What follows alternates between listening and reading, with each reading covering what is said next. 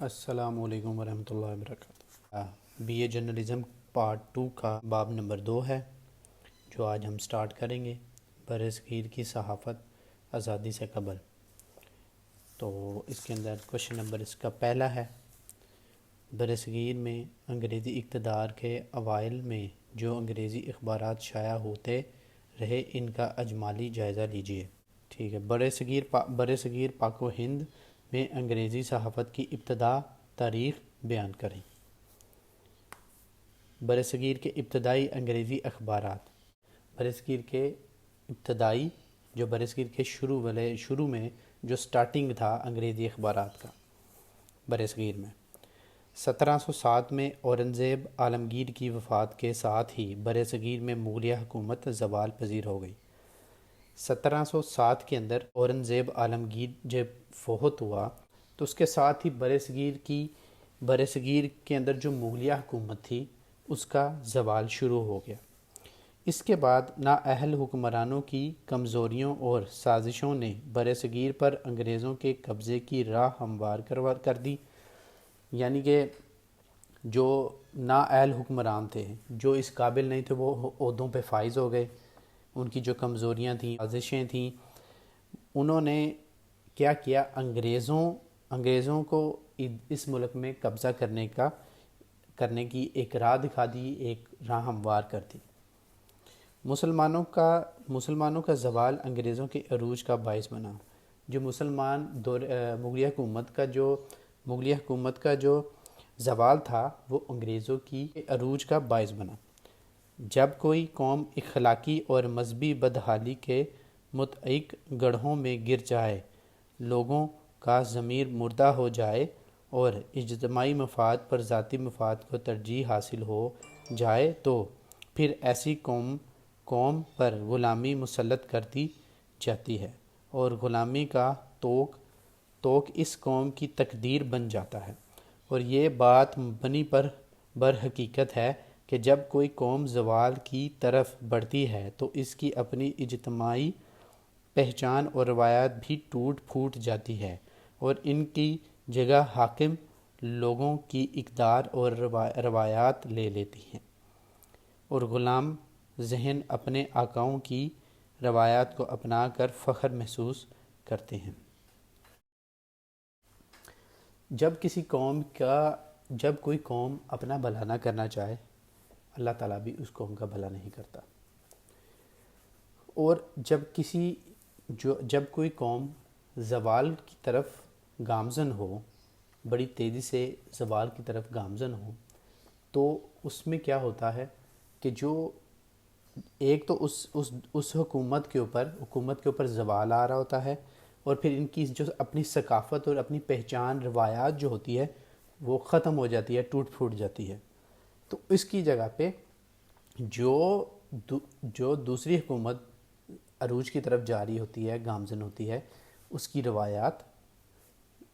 روایات کو ہی اپنانا پڑتا ہے۔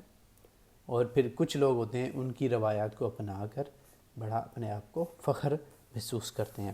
جن لوگوں کا ضمیر مردہ ہو جاتا ہے وہ ظاہری بات ہے ان کے اپنے مفادات ہوتے ہیں، وہ اپنے مفادات کی خاطر ساری قوم کا بیڑا غرق کر دیتے ہیں، اور پھر اسی لیے ان قوم کا پھر جو مقدر جو ہوتا ہے وہ غلامی ہے۔ برصغیر پاک و ہند میں سب سے پہلا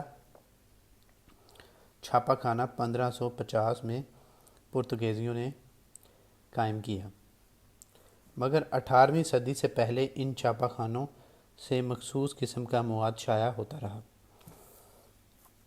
برصغیر پاک و ہند میں سب سے پہلے جو چھاپہ خانہ تھا 1550 کے اندر پرتگالیوں کے مقام پر قائم ہوا، اور 18ویں صدی سے پہلے ان چھاپہ خانوں سے مخصوص قسم کا کام لیا جاتا تھا۔ 18ویں صدی سے پہلے ایک خاص قسم کا ان چھاپہ خانوں سے کام لیا جاتا تھا۔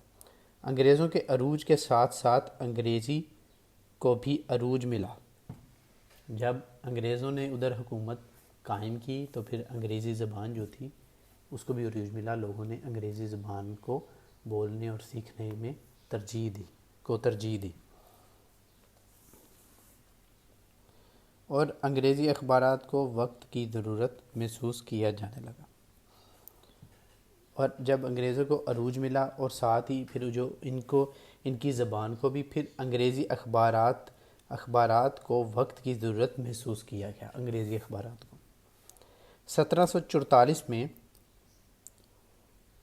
انڈین گزٹ کے نام سے ایک مفت روزہ اخبار جاری ہوا، جس میں زیادہ تر کمپنی کی خبریں دی جاتی تھیں۔ اچھا، انہوں نے ایک انڈین گزٹ کے نام سے ایک ہفت روزہ اخبار جاری کیا، ہفت روزہ اخبار جاری کیا،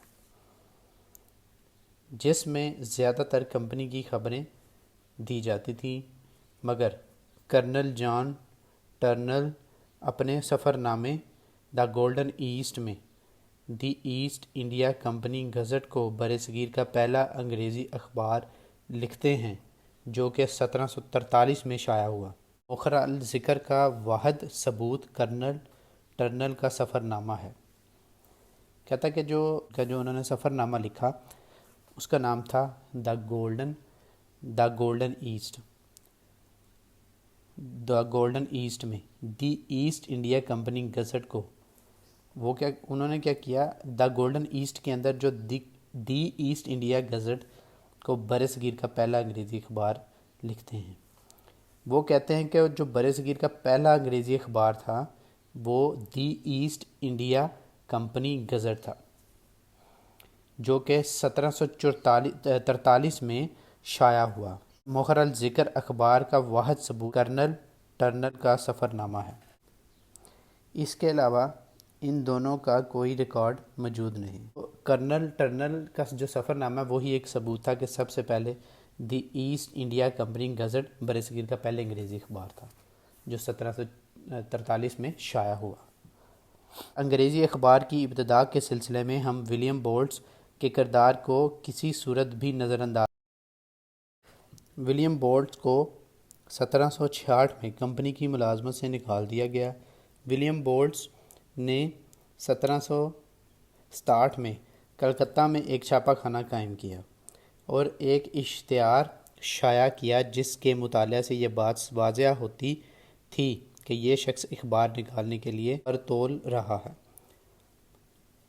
ارباب اختیار نے اس سے نجات حاصل کرنے کے لیے 18 اپریل 1968 کو ایک حکم نامہ جاری کیا، جس کے مطابق ولیم بولٹس پر الزام لگایا گیا کہ ولیم بولٹس کمپنی کے خلاف نفرت اور بدامنی پھیلانے کی کوشش کر رہا ہے، اس لیے وہ اس قابل نہیں رہا کہ کمپنی اس کے تحفظ کی ضمانت ہے۔ چنانچہ یہ حکم دیا جاتا ہے کہ وہ فوراً بنگال کی حدود سے باہر نکل جائے اور ستمبر کے مہینے میں یورپ چلا جائے۔ اس طرح انہوں نے انگریزی اخبار نکالنے سے پہلے ہی اخبار نکالنے والے کو انڈیا بدر کر دیا۔ اس میں ولیم بولٹس جو تھا اس کو ملازمت سے نکال دیا گیا۔ پھر اس نے کیا کیا کہ اس نے ایک اخبار جاری کیا، جو انگریزی اخبار تھا، اس نے ایک انگریزی اخبار نکالا، تو وہ کچھ ایسی چیزیں اس اخبار میں شائع کرتا تھا جو کہ اس وقت کے لوگوں کو ناگزیر گزرتی تھیں۔ اس وجہ سے انہوں نے ولیم بولٹس جو تھا اس نے 1767 میں کلکتہ میں ایک چھاپہ خانہ قائم کیا تھا جب وہ ملازمت سے فارغ ہوا، اور ایک اشتہار شائع کیا جس کے مطالعے سے یہ بات واضح ہوتی تھی کہ یہ شخص اخبار نکالنے کے لیے پر تول رہا ہے۔ جو ایک ارباب اختیار تھا، ارباب اختیار نے اس سے نجات حاصل کرنے کے لیے 18 اپریل 1768 کو ایک حکم نامہ جاری کیا، جس کے مطابق ولیم بولٹس تھا وہ کمپنی کے خلاف نفرت پھیلا رہا تھا، جس وجہ سے انہوں نے اس کو کمپنی اس کی ضمانت نہیں دیتی، تو اس وجہ سے اس کو فوراً بنگال چھوڑنے کا اور انڈیا سے باہر نکل جانے کا حکم دیتے۔ پوائنٹ نمبر 1 ہے، پوائنٹ نمبر 1، برصغیر کا پہلا باقاعدہ اخبار، first regular news paper of sub continent. اخبار نکلنا تو ایک طرف، نکالنے کا سوچنا بھی قابل معافی نہ تھا۔ اس کے لیے ولیم بولٹس کا حشر دیکھ کر کسی کو ہمت نہ ہوئی کہ وہ اخبار نکالے، لیکن یہ فطری بات ہے کہ ہم جس چیز کو دباتے ہیں وہ اتنی ہی شدت سے ابھرتی ہے۔ ولیم بولٹس کی ملک بدری کے تقریباً 12 سال بعد صحافت جیمز آگزٹ ہکی نامی ایک شخص نمودار ہوا جو بولٹس کی نسبت زیادہ سخت جان نکلا، اور اس نے اپنے شوق کی خاطر سب کچھ برداشت کیا مگر صحافت کو خیر باد نہیں کہا۔ یہی وجہ ہے کہ برصغیر میں صحافت کی تاریخ جب بھی مرتب ہوگی اس کا نام اس کے بانیوں میں آئے گا۔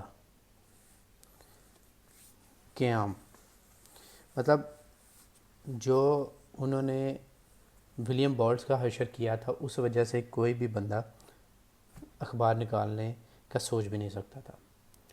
پھر اس کے بعد ایک بندہ 12 سال کے بعد ایک بندہ نمودار ہوا، وہ تھا جیمز آگزٹ ہکی۔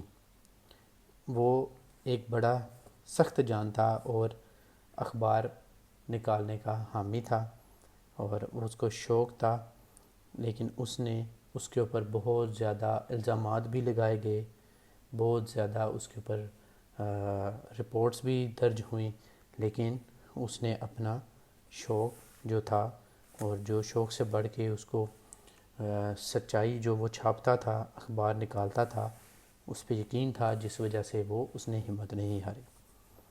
اچھا، اس کا قیام کیا تھا؟ جیمز آگزٹ ہکی کمپنی میں طباعت کا کام کرتا تھا۔ جو جیمز آگزٹ ہکی جو تھا وہ کمپنی کے اندر طباعت کا کام کرتا تھا۔ اس نے 2000 روپے کی لاگت سے 1778 میں ایک چھاپا خانہ قائم کیا اور بالآخر اس چھاپا خانے سے اس نے برصغیر کا پہلا باقاعدہ اخبار 29 جنوری 1980 کو جاری کیا۔ باقاعدہ اخبار جو تھا، کیونکہ پہلے باقاعدہ اخبار نہیں، کوئی بھی برصغیر میں باقاعدہ اخبار نہیں تھا، کوئی ہفتہ روزہ تھا، کوئی سہ روزہ، کوئی ہفتہ روزہ تھا، کوئی ماہوار آتا تھا۔ اس وجہ سے یہ اس نے باقاعدہ جو تھا اخبار ایک پہلا برصغیر کا 29 جنوری 1780 کو جاری کیا، وہ جیمز آگزٹ ہکی تھا، جس کو Bengal gazette Calcutta journal advertiser کا نام دیا گیا، مگر یہ ان دونوں ناموں کی نسبت ہکی گزٹ کے نام سے زیادہ مشہور ہوا۔ ہکی گزٹ کا کئی بچوں نے نام سنا بھی ہوگا، یہ ایک بڑا فیمس اخبار رہا ہے، جو کہ یہ سب کانٹیننٹ کے اندر بڑا فیمس اخبار تھا۔ قیام کے اسباب: ہکی نے 1780 میں اخبار تو جاری کر دیا، مگر اس اخبار کو کن مقاصد کے لیے جاری کیا گیا، یا وہ کون سا جذبہ تھا جس نے ہکی کو مجبور کیا کہ وہ انگریزوں کے خلاف اخبار نکالے؟ اس سوال کا جواب ابھی تک نہیں دیا گیا، کیونکہ یہ بات تو عیاں ہے کہ ہکی کے پیش نظر فن کی خدمت ہرگز نہ تھی، بلکہ اس کے کچھ ذاتی مقاصد تھے جس کے حصول کے لیے اس نے اخبار کا سہارا لیا۔ ہم ان اہم وجوہات کی مندرجہ ذیل نکات کے تحت دیکھیں گے۔ مطلب اس کے قیام کی وجہ کیا تھی یہ ابھی تک کسی کو نہیں پتا، ایک سوالیہ نشان ہے۔ یہ بات تو عیاں ہے کہ وہ کوئی مسلمانوں یا ہندوؤں کا حامی نہیں تھا، وہ تو انگریز تھا، انگریزوں کا ہی حامی تھا، لیکن اس کے پیچھے اس کے اپنے کچھ مقاصد تھے۔ ریپریزنٹیٹیو اور سر فلپ فرانسس کی ترجمانی: اس دور میں ہندوستان کے اندر وارن ہیسٹنگز گورنر فرائض سر انجام دے رہا تھا۔ وہ سر فلپ فرانسس کا مخالف تھا۔ وارن ہیسٹنگز جو تھا وہ سر فلپ کے مخالف تھا، اور سر فلپ فرانسس اپنے مخالف کی تذلیل کے لیے موقع کی تلاش میں تھا، چنانچہ وہ ہکی کی صورت میں ان کو میسر ہوا۔ اس طرح اگر یہ کہا جائے کہ ہکی گزٹ دراصل سر فلپ فرانسس کے ان جذبات کی تسکین کا ذریعہ تھا جو ان کے دل میں وقتاً فوقتاً گورنر جنرل کے لیے پروان چڑھتے رہتے تھے، تو یہ بے جانا ہوگا۔ ہکی تو صرف ایک کٹ پتلی تھا جس کو نچانے والی انگلیاں اس سے کوسوں دور تھیں۔ ہکی سر فلپ فرانسس کے الفاظ اپنے قلم سے ادا کرتا تھا۔ ہکی گزٹ ہکی جو تھا بندہ، وہ تو ایک کٹ پتلی تھا، لوگوں کی نظر میں یہ لکھتا ہے، یہ کرتا ہے، اصل میں اس کے پیچھے سر فلپ تھا جو اس کو اپنے مقاصد کے لیے استعمال کرتا تھا۔ ذاتی دشمن سر فلپ فرانسس کے علاوہ ہکی خود بھی ایسٹ انڈیا کمپنی کے اہلکاروں سے نالاں رہتا تھا، اس لیے وہ اپنے اندر کے غبار کو نکالنے کے لیے قلم کا سہارا لیتا تھا اور کمپنی کے خلاف جی کھول کر زہر اگلا کرتا تھا۔ یہ اس شخصیت کا ایک فطری حصہ تھا کہ وہ اپنے مخالف کو معاف نہیں کرتا تھا اور ان کی ہر بات کا جواب دینا اپنا فرض تصور کرتا تھا، اس لیے وہ اپنے مخالفین کی تضحیک کے لیے بالکل گھٹیا انداز اختیار کرتا تھا۔ یہ تھا، لیکن جو صحافت ہے، صحافت کا تو اصل مقصد ہے پرسنلائزیشن، اس کے اندر کچھ نہیں ہے، ذاتیات اس میں کچھ نہیں ہوتا، آپ نے حق سچ کی بنیاد پہ لکھنا ہوتا ہے، تو اس وجہ سے اس میں ذاتی دشمنی کا بھی چکر تھا اس میں، جو کہ وہ اس کا سہارا لے۔ بیسیکلی جو سر فلپ تھا، وہ سر فلپ کے علاوہ جو ہکی تھا وہ ایسٹ انڈیا کمپنی کے بہت زیادہ خلاف تھا، جس وجہ سے اس کو کوئی بھی پوائنٹ یا کوئی بھی چیز ایسے ملتی تھی وہ فوراً اپنے اخبار میں اس کو شائع کر کے اس کا جواب دیتا تھا اور خوب زہر اگلتا تھا۔ یہ اس کی شخصیت کا ایک فطری حصہ تھا۔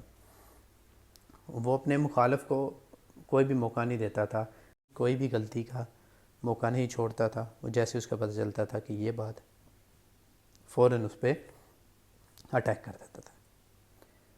تو یہ گھٹیا ترین جو طریقے تھے وہ استعمال کرتا تھا ہکی۔ دیوالیہ پن فطری طور پہ ہکی ایک ذہین آدمی تھا، مگر تجارت میں خسارہ اور سب سے بڑھ کے سٹے بازی نے اس کی ساکھ تباہ کر دی۔ بدولت اسے دیوالیہ قرار دیا گیا اور اسے جیل جانا پڑا۔ جیل میں جب انسان بند ہوتا ہے تو اس میں جہاں کہیں بھی چیزیں ختم ہو جاتی ہیں، وہاں نئے خیالات اور نظریات بھی جنم لیتے ہیں۔ دیوالیہ پن اور جیل کی تنہائی نے ذہین ہکی کو مزید حساس بنا دیا اور اس کے دل میں ایک انوکھا خیال پیدا ہوا، چنانچہ اس نے اس خواب کی تکمیل کے لیے جیل سے باہر آنے کے بعد سب سے پہلا کام یہ کیا کہ ایک عدد چھاپا خانہ قائم کیا اور پھر اخبار جاری کیا۔ اس اخبار کی خصوصیت کیا تھی؟ خصوصیات ہکی گزٹ کی چند نمایاں خصوصیات درج ذیل ہیں۔ اخباری سائز ہکی گزٹ 4 صفحات پر مشتمل تھا، 4 صفحے ہوتے تھے اس کے، اور ان صفحات کا سائز جو تھا 12x8 انچ تھا۔ نمبر 2، عملہ جو سٹاف تھا، ہکی گزٹ کا کل سرمایہ صرف جیمز آگزٹ ہکی ہی تھا، وہی رپورٹر تھا، وہی مدیر تھا اور ایڈیٹر کے فرائض سر انجام دیتا تھا، اس لیے ہکی گزٹ فرد واحد کی بدولت شائع ہوتا تھا اور اس کی مختار کل ہکی کی ذات تھی، مطلب اس میں سارے کام ہکی خود ہی کرتا تھا۔ نمبر 3، ترسیل ہکی گزٹ ابتدا میں ڈاک کے ذریعے بھیجا جاتا تھا، مگر وارن ہیسٹنگز نے اس سے ڈاک کی سہولت واپس لے لی۔ اس طرح ہکی نے اخبار کی تقسیم کے لیے 20 ہرکارے مقرر کر دیے جو اخبار تقسیم کیا کرتے تھے۔ اس طرح اخبار کی معاشی حالت کمزور ہو گئی۔ نمبر 4، ڈرامائی انداز ہکی گزٹ میں تمام مواد سنجیدگی سے دینے کی بجائے انتہائی مضحکہ خیز اور ڈرامائی انداز میں دیا جاتا تھا۔ اور خبروں کو چٹخارے دار زبان میں بیان کیا جاتا تھا، یہ چیزیں اس کی مقبولیت میں اضافہ کا باعث بنیں۔ مطلب سنجیدہ خبر دینے کی بجائے وہ چٹخارے اور مضحکہ ڈرامائی انداز میں کی زبان میں پیش کرتا تھا جو لوگ اس کو پسند کرتے تھے۔ نمبر 5، بازاری زبان۔ ہکی کسی کو بھی معاف نہ کرتا تھا، اس کے علاوہ اس کے تمام مخالفین، خود وہ عام آدمی ہوں یا گورنر جنرل، سب برابر تھے۔ ہکی ان کے خلاف زبان بھی ایک جیسی استعمال کرتا تھا۔ وہ اپنی مخالفت میں بازاری زبان کے استعمال سے گریز نہیں کرتا تھا۔ وہ مخالفین کو گالیاں دینا اپنا فرض منصبی تصور کرتا تھا، اس لیے اس کے اخبار میں فحش زبان کا استعمال عام تھا۔ یعنی کہ وہ عام آدمی ہو، گورنر جنرل ہو، سب کو ایک برابر سمجھتا تھا اور عام بازارو زبان استعمال کرتا تھا۔ وہ کوئی لحاظ نہیں کرتا تھا کہ خاتون پڑھے گی یا کوئی معزز بندہ پڑھے گا، وہ کیا سوچے گا، وہ فحش زبان استعمال کرتا تھا۔ نمبر 6، اشتہارات۔ اخبار کی آمدنی کا فروخت کے علاوہ سب سے اہم ذریعہ اشتہارات تھے۔ ہکی اپنے اخبار میں صرف ان اشتہارات کو جگہ دیتا تھا جن کے ایک ایک حرف سے کمپنی کی مخالفت ٹپکتی تھی۔ نمبر 7، جھوٹی خبریں۔ ہکی گزٹ میں اکثر جھوٹی خبریں دی جاتی تھیں، اس لیے لوگ اس میں شائع ہونے والی خبروں پر یقین نہیں کرتے تھے۔ خبریں جو تھیں اس میں غلط خبریں بھی شائع کی جاتی تھیں، جھوٹی ہوتی تھیں۔ خیالی ڈرامے۔ ہکی گزٹ میں خیالی ڈرامے بھی شائع کیے جاتے تھے جن سے مخالفین کی تضحیک اور کردار کشی کا کام لیا جاتا تھا۔ بڑا کردار فرضی ناموں سے منسوب ہوتا تھا کہ قارئین حقیقی زندگی میں بھی اس کو کردار کو آسانی سے پہچان لیتے تھے۔ مطلب وہ ڈائریکٹ نام نہیں لیتا تھا، اگر کوئی جرنل غلط کام کر رہا تھا اس کا نام نہیں لے گا، اس کا کوئی نام، اس کریکٹر کا ایک نام ایسا رکھ دے گا جو ملتا جلتا ہوگا، لوگ آسانی سے اس کو سمجھ جائیں گے کہ یہ اس گورنر جنرل کی بات کر رہا ہے۔ نمبر 9، حکومتی محاسبہ۔ ہکی کمپنی کی بدعنوانیوں اور بد اعتدالیوں کو تفصیل کے ساتھ نمایاں جگہ پر چٹخارے دار زبان میں پیش کرتا تھا۔ اس طرح وہ لوگوں کو کمپنی سے منفرد کرنے میں اہم کردار سر انجام دے رہا تھا۔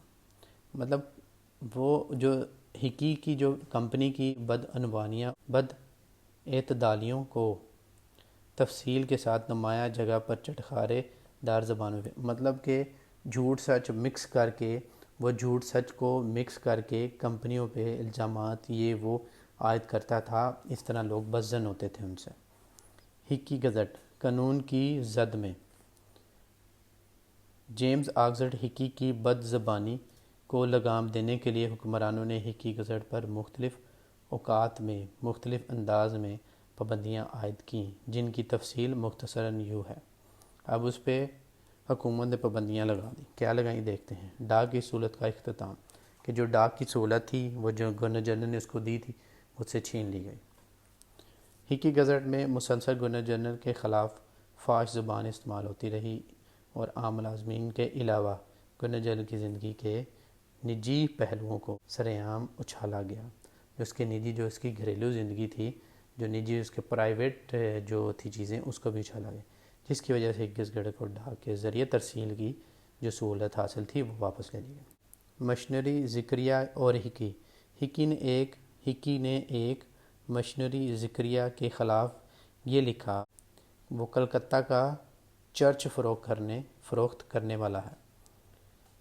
اس پر پادری نے گورنر جنرل سے بریت کا مکتوب حاصل کیا اور عدالت میں ہکی کے خلاف دعویٰ دائر کر دیا، جس پر ہکی کو 4 ماہ قید اور 500 روپے جرمانے کی سزا ملی، مگر وہ جیل میں بھی اخبار کی ادارت کرتا رہا۔ ہکی نے ایک بندہ تھا مشنری زکریہ کے خلاف یہ لکھا کہ کلکتہ کا ایک چرچ ہے، وہ اس کو فروخت کرنے والا ہے۔ اس بات پر جو پادری تھا وہ گورنر جنرل سے اس نے بریت کا مکتوب حاصل کیا اور وہ جس نے اس کے اوپر کیس کر دیا ہکی پر، جس پر ہکی کو 4 ماہ قید اور 500 جرمانہ ہوا۔ لیکن وہ باز نہ آیا، ہکی باز نہ آیا، وہ جیل میں بھی بیٹھ کر اخبار کی ادارت کرتا رہا۔ اس کے اندر ہے گورنر جنرل اور چیف جسٹس پر الزامات۔ ہکی نے مذکورہ بالا مقدمہ سے رہائی کے بعد گورنر جنرل اور چیف جسٹس پر الزامات کو ہکی نے مذکورہ بالا مقدمہ سے رہائی کے بعد، یعنی جب وہ باہر آیا اس کے بعد اس نے گورنر جنرل اور چیف جسٹس پر الزامات کی بوچھار کر دی، جس پر چیف جسٹس نے 400 یورپی فوجیوں سے کہا کہ وہ ہکی کو گرفتار کریں، مگر ہکی نے بغیر وارنٹ گرفتاری سے دینے سے انکار کر دیا، جس پر جھگڑا ہو گیا اور سرکاری دستے کو پسپا ہونا پڑا۔ ہکی اس کے فوراً بعد عدالت میں پیش ہوا، اسے گرفتار کر کے اسی 1000 روپے کی ضمانت طلب کی گئی، جو کہ ہکی جمع نہ کروا سکا۔ اس پر اسے نظر بند کر دیا گیا اور اس مقدمے میں اسے سپریم کورٹ نے 1 سال قید اور 200 روپے جرمانہ ادا کرنے کا حکم دیا۔ اس کے اندر گورنر جنرل، اور اس میں یہ تھا کہ جیسے ہی رہا ہو کے باہر نکلا تھا تو ساتھ ہی اس نے گورنر جنرل پر اور چیف جسٹس پر الزامات لگا دیے۔ اس طرح چیف جسٹس نے 100 یورپی فوجیوں کو حکم دیا کہ اس کو جا کے گرفتار کر لو۔ جب وہ گرفتار کرنے گئے تو اس کو گرفتار نہیں کر سکے۔ ہکی چونکہ ایک ذہین آدمی تھا، اس نے کہا تمہارے پاس وارنٹ ہے، جو کہ وارنٹ نہیں تھا تو وہ اس کو گرفتار نہیں کر سکے، وہ واپس چلے گئے۔ ہکی خود عدالت میں پیش ہوا، انہوں نے کہا اس کو 1000 جو تھا وہ جرمانہ کیا اور اس کو سزا سنائی، تو اس جو کہ 1000 اس کے پاس نہیں تھا، وہ ضمانت نہیں جمع کروا سکا، اس وجہ سے اس کو نظر بند کر دیا اور 1 سال کی قید، 200 روپے جرمانہ اس کو۔ کمپنی کی بد عہدی، کرپشن آف کمپنی، کمپنی کی بد عہدی۔ ہکی نے کمپنی کے لیے 35,000 روپے کی چھپائی کا کام کیا تھا۔ ہکی نے کمپنی کے لیے 35,000 روپے کی چھپائی کا کام کیا تھا، مگر کمپنی نے صرف 6,711 روپے ادا کیے اور اسی کو عمل معاوضہ بھی منوا لیا۔ اس طرح ہکی گزٹ کی معاشی ابتری انتہا کو پہنچ گئی اور ہکی گزٹ بند ہو گیا۔ 1793 ہکی کی یہ حالت تھی کہ وہ اپنے سب سے بڑے دشمن وارن ہیسٹنگ کے سامنے جھک گیا اور غربت کے ہاتھوں مجبور ہو استدعا کی کہ کوئی چھوٹی نوکری ہی عطا کر دی جائے۔ یوں برصغیر صحافت کے بابا آدم نے اپنی زندگی کے آخری دن اس بدحالی کی حالت میں گزارے۔ ہم یہ کہہ سکتے ہیں کہ ہکی کا مقصد جو تھا فن کی خدمت نہ تھا اور نہ ہی وہ کوئی اچھا ماہر فن تھا، مگر پھر بھی اس نے صحافت کی بنیاد ڈالی اور انگریزی تحریر کے لیے تمام تکالیف میں ثابت قدم رہ کر بعد میں آنے والوں کو حوصلہ فراہم کیا۔ بس اس میں یہی تھا کہ مطلب اس کو جب یہ وہاں سے زداپا کے باہر آنے والا تھا، آ گیا تھا، تو اس نے کمپنی جو تھی وہ اس کو ختم کر دیا، ہکی گزٹ جو تھا وہ ختم کر دیا۔ اس نے 20,000 جو تھے وہ لگائے تھے کمپنی میں، تو جب وہ کمپنی اس نے کہا کہ میں کمپنی ختم کر رہا ہوں، تو پھر وہ جب اس کی کمپنی ختم ہوئی تو اس کی کمپنی میں سے اس کو جو ملا وہ 6,700 روپے جو تھے، 11 روپے اس کو ملے تھے۔ تو اس وجہ سے پھر یہ تھا کہ جو اس کی حالت بہت زیادہ ناخوشگوار ہو گئی اور جس وجہ سے اس کو اپنا جو دشمن تھا وارن ہیسٹنگز اس کے سامنے جھکنا پڑا، کیونکہ غربت بہت تھی اور اس کو پھر اس نے ریکویسٹ کی کہ مجھے چھوٹی سے چھوٹی نوکری بھی کوئی بھی دلا دے، تو پھر باقی اس نے اپنی زندگی ایسے گزار دی۔ تو اس کا کریکٹر کوئی اتنا اچھا نہیں تھا، لیکن یہ کہ اس نے صحافت کی بنیاد رکھی تھی، اس وجہ سے پھر اس کو لوگوں نے یاد رکھی ہے۔ انڈیا گزٹ، ہکی گزٹ کے بعد نمایاں انگریزی اخبار انڈیا گزٹ تھا، جو نومبر 1780 میں کلکتہ سے جاری ہوا۔ یہ اخبار باقاعدہ گورنر جنرل کی اجازت سے جاری ہوا، جس کے مالک 2 تاجر پی میسک اور پیٹر ریڈ تھے۔ انڈیا گزٹ 3 سال ہفت روزہ رہا، مگر 1783 میں سہ روزہ کی حیثیت سے نکلنا شروع ہوا اور جلد ہی اسے روزنامے کی حیثیت حاصل ہو گئی۔ انڈیا گزٹ کی نمایاں خوبیاں درج ذیل تھیں۔ اچھا، جو انڈیا گزٹ تھا، یہ ہکی گزٹ کے بعد انڈیا گزٹ نکلا جو 1780 میں جاری ہوا تھا، جو نومبر 1780 میں کلکتہ سے جاری ہوتا ہے۔ یہ اخبار باقاعدہ گورنر جنرل کی اجازت سے جاری کیا گیا۔ اس میں 2 تاجر تھے جنہوں نے یہ چلایا، ایک بی میسک اور دوسرا پیٹر ریڈ۔ اچھا، پھر اس کے بعد پہلے 3 سال تو یہ ہفت روزہ آتا تھا، اس کے بعد 1783 میں سہ روزہ ہو گیا، پھر اس کے بعد جلدی روزنامہ کی حیثیت حاصل کر لی تھی۔